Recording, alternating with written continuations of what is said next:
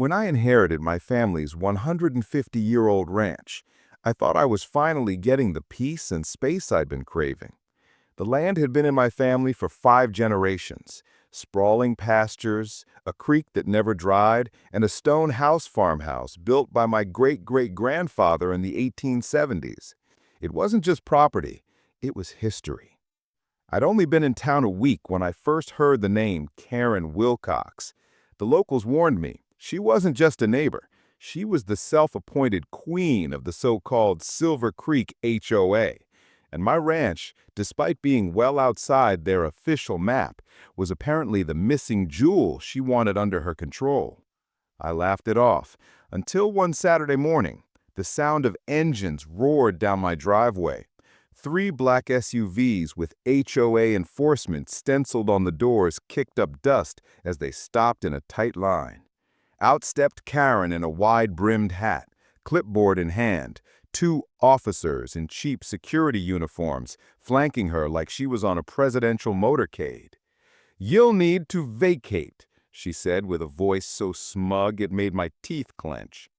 "This ranch isn't under any HOA," I replied, holding up the original land deed, a yellowed, weathered document from 1870, signed and sealed by the county clerk's office.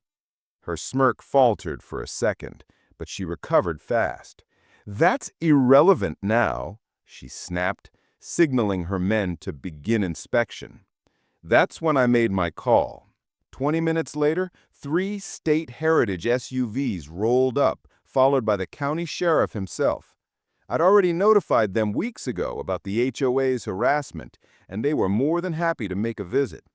The sheriff stepped between me and Karen. "Ma'am, you have no legal jurisdiction here. This is a protected historical landmark." Karen's jaw tightened, her face going pale. "We have community standards to uphold," she barked. The sheriff didn't even blink. "The only standard here is the law, and you're breaking it." As the heritage officers documented the property, I watched her HOA cops slowly back toward their vehicles. My own neighbors had gathered at the gate, phones out, recording every second. Karen's empire of intimidation was crumbling in real time. Then came the kicker. One of the heritage officers pulled out a laminated notice and nailed it to my fence post. Historic landmark, protected by state and federal law. Karen knew exactly what that meant. Touch this property again, and she'd be facing felony charges. The sheriff escorted them off the land, and Karen tried to save face with a final jab. "This isn't over," she hissed. I looked her right in the eye. "Oh, it's over. You just don't know it yet." By the end of the day, my security camera footage of the confrontation went viral on the county Facebook page. Neighbors who'd been silent before were now openly mocking her. Her credibility was gone, her control slipping through her fingers. And me, I poured myself a whiskey, sat on my porch as the sun set over the ranch, and smiled. Sometimes, the best revenge is simply keeping what's yours and letting them choke on their own arrogance. I'm Liam. Subscribe for more HOA madness. Thanks.